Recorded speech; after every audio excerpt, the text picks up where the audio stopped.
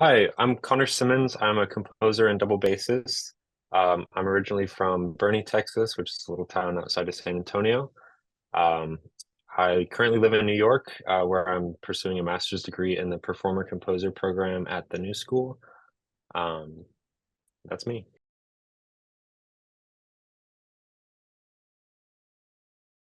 I moved here actually from Denton, which is a small town north of DFW, um, that I really love, and it has this weird little noise scene going on that I was a part of for a little bit.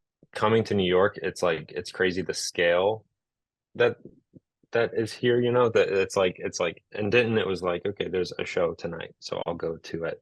And here like it's okay, what how do I pick from these like six things that are happening that are Oh, wow. really cool like tonight? So it's been great, and there's been a lot. I saw recently this guy named Ross Whiteman um has this project called Fiddle Hinge where it's like these four um violins that are attached to like sticks that kind of Oh, move cool. around and move in and out, and there's this center like spinning wheel. It's You have to watch a video of it. It's so hard to explain, but it's like this robot that kind of plays these four violins by like moving them in and out and Oh, twisting them and turning them.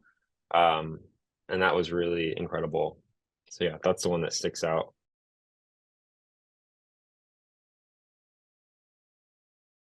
I got kind of started like with like improvisational music and creative and experimental music through kind of, I would say, like the noise and experimental scene in Denton. Um and that was kind of my avenue to like explore how I kind of might bring myself to places like concert music and kind of this sort of thing. Also, I have like I play like orchestral bass, and I do like a lot of like intermedia things with this artist like Diana Rojas, who does, it's hard to explain her work without putting her in a box. I'm kind of all over the place, but I think I like that because it kind of keeps everything fresh and interesting for me.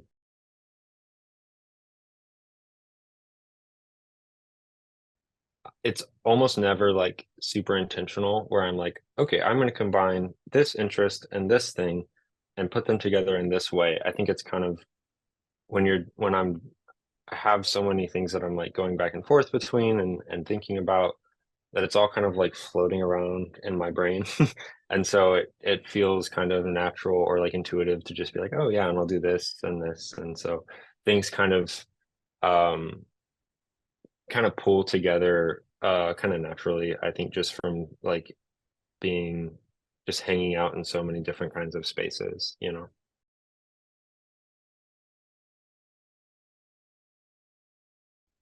I think the last few pieces I've written um have kind of come from books that I've been reading. So like this is one example of that, where the text for the main vocal kind of center of the piece is from James Joyce's Ulysses. I've been reading so much since I moved here because I live in Inwood, which is like far north Manhattan, and so Mm. I'm on the train a lot, and so I'm reading books a lot, which has been great. One piece that I'm working on now is kind of inspired a little bit by this quote from the book 2666 by the author Roberto Bolaño. Um, and I just kind of use that as like a little bit of a jumping off point to like, let other things flow into the piece, but it's like a little nugget that I kind of build around. But a lot of books lately, novels that have been kind of inspirational for me.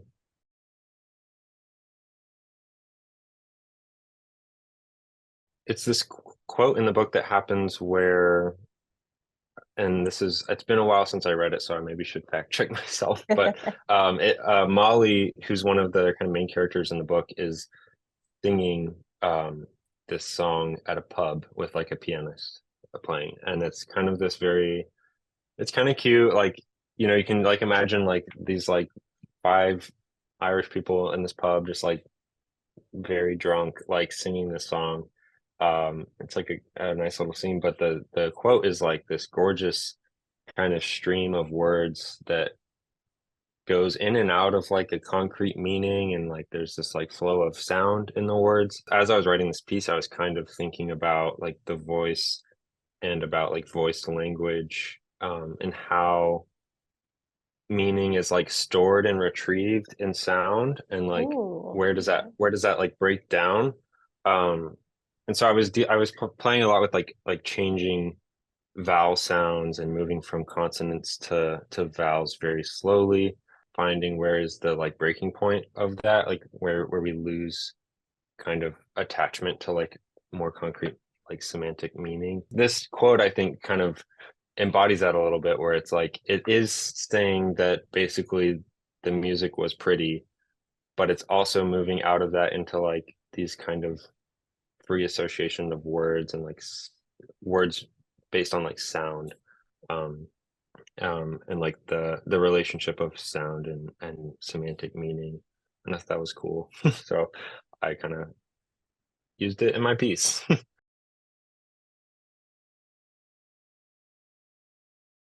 I kind of sat in my kitchen uh with the text just like written out and just like said it really slowly. hmm. Kind of looked a little bit insane. My partner walked in a couple of times, was like, what is going on? But um just like saying it really slowly and listening for like kind of interesting sounds that happen that you lose track of when you're saying things like as a sentence. Like the all, if you say that really slowly and connects like the all, and so there's like this little opening that happens and it closes, but like in a different way. And so just kind of slowing things down and listening for like details that get looked over, um, was kind of what I was thinking about. And that's kind of, I think, a lot of my compositional process is just like, what if I take everything away and slow it down a lot? Like, what are the little details that you can find that are cool?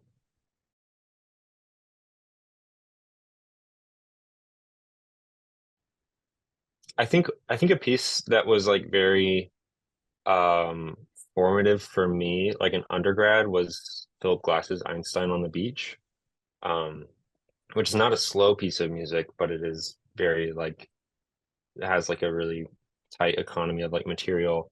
And that was kind of when I started thinking about like, okay, even if we just have these like short little fragments that just sit there for a while, if you listen to them over and over again, there's actually so much going on. This idea of like thinking about like if we actually have way less material than I would typically, or than like my impulse might be, like that might allow like the revealing of like certain things like in the sound itself that otherwise get like passed over, and that are really beautiful and cool and are worth like uh engaging with.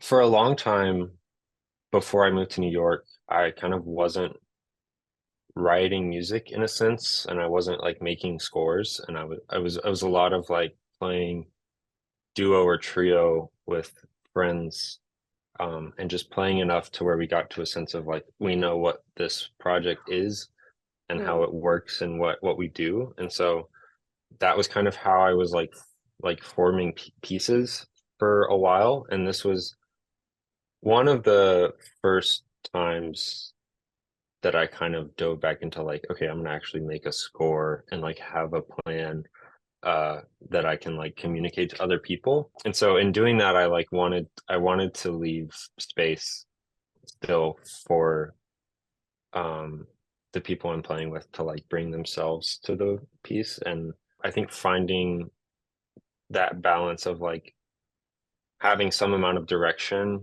and like communicating what I actually do and don't want, versus like letting there be room um for other ideas and other directions to kind of come up. That balance was like kind of something that was tricky for me to find for a little bit.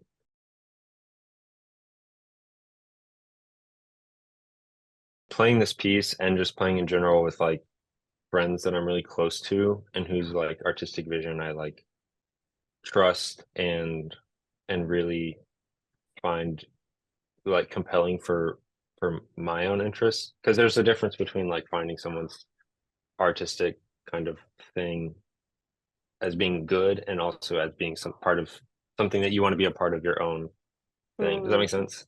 Like there's a yeah, lot of music that I'm like, that's fantastic, but it's not really exactly what I'm trying to do. sure. So finding that group that's like, okay, we're kind of all on the same page. We know what we kind of want this to be, and so there can be a little more trust in the process of like finding what a piece might want to become.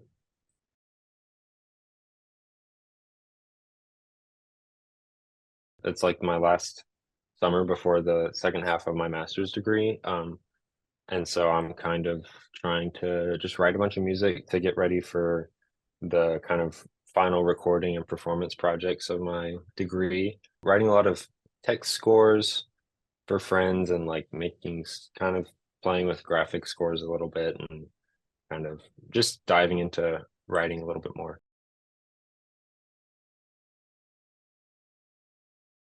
String instruments, I think I feel the most at home writing for, just because I'm a double bassist and there's a lot, there's differences, but there's a lot of things that I do just like as an improvising bassist that translates really well to strings. That's something I lean towards a lot. And in fact, like the first couple readings of this piece was like string trio and Mm, electronics and voice. I think a lot of the way that I pick instrumentation generally is like if it's not open, then like who are people that I want to work with, mm, and who are people who have like a practice with their instrument that I find really compelling and that I think I could like glean something from. Working with other people, like they're always going to bring something to the piece that's like unique and interesting, that's like more in depth than I would ever probably be on that instrument. And so I like to like choose instrumentation almost based off of like people or players that I know. And then when I don't have a specific instrumentation like this piece, it's kind of like I want this piece to be something that I can bring around to different people and like have players bring their own way of interacting with the piece to it. And I think having open instrumentation leaves so much room for like fun surprises and different embodiments of the piece. So that's something I really enjoy. Yeah, and like and then the electronics are kind of just a way of like smearing things and like blurring stuff, and it's a lot of samples of certain lines of the piece that are kind of brought back later on, but like a little bit disguised or changed. Um, so it's just a way to kind of like stir things up and make it a little bit more confusing to listen to. The electronics for this piece were a little bit of an adventure just because I mostly, when I work with electronics, it's like for myself and like part of me playing. So I'm like, if my max patch looks crazy and unwieldy, it's fine because I'm like, I know what's going on. So there's a little bit of like, okay, I need to make this like like understandable for other humans to like so that it can go out in the world and be played. So that was a little bit of a learning curve for me.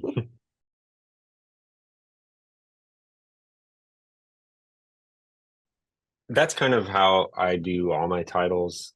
I don't have a super strong reason for it other than it's kind of, I feel like aesthetically it kind of fits you know, the vibe. And maybe that's like a Gen Z thing of like, like texting, you like turn your auto capitalization in your phone off so that it's like, I don't know, more vibey. Yeah, yeah, and I actually kind of stole it from like David Lang, who was a big Mm. influence for a while. It's like all his stuff is all lowercase, and it's just I don't know, it looks nice.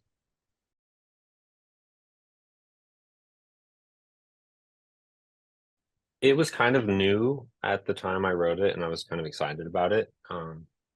And it was open instrumentation, so like strategically, I felt like that was not a bad bet.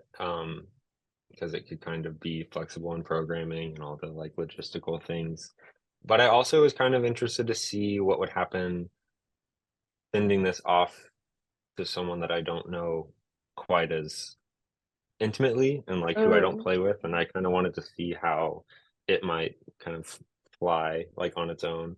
I actually am like kind of a little bit colleagues with Erton, Oh, because really? he I used to play in the Shreveport Symphony with him for a little bit, and so I was like, okay, I know that you are a great musician, and I trust your kind of vision. So I was like, there's an amount of like knowing what's going on here for on my end, so I it was like just enough to be like, okay, I'll see what happens.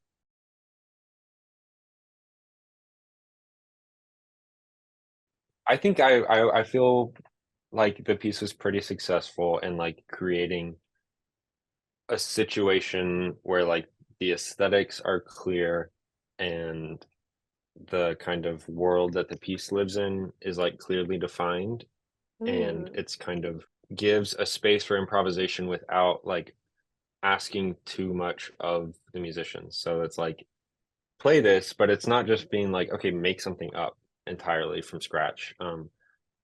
Just from the way that the wording is and like the way that the pitches are laid out. I feel like that. I feel pretty strongly that that was like fairly successful. So I think I would kind of focus on like how do you create that kind of like situation. That was something I was thinking about in writing these like the last few pieces that I've written is like how do I not necessarily make like create directions, but create like a situation for people to like exist in and play in and make music in together. I think that is like my compositional process in a nutshell, actually. It's Oh, like yeah? everyone has fascinating things to say, so I just gotta give the little feed and yeah. You can follow me on Instagram. My Instagram is Connor S underscore. If that's Connor with an ER. I wish I had an album that just came out, but I don't. But I will probably at the end of this year or early next year once I get some recordings done. Yeah, yeah, yeah. Get on the ConnorSimmons.com. gram. That's my website, Instagram. So that's all you need. Thanks for watching. If you enjoyed this interview and want to see more like it, check out the 30 by 30 by 30 playlist on our channel. For more information about the 30 by 30 by 30 project, check out the website linked to the right.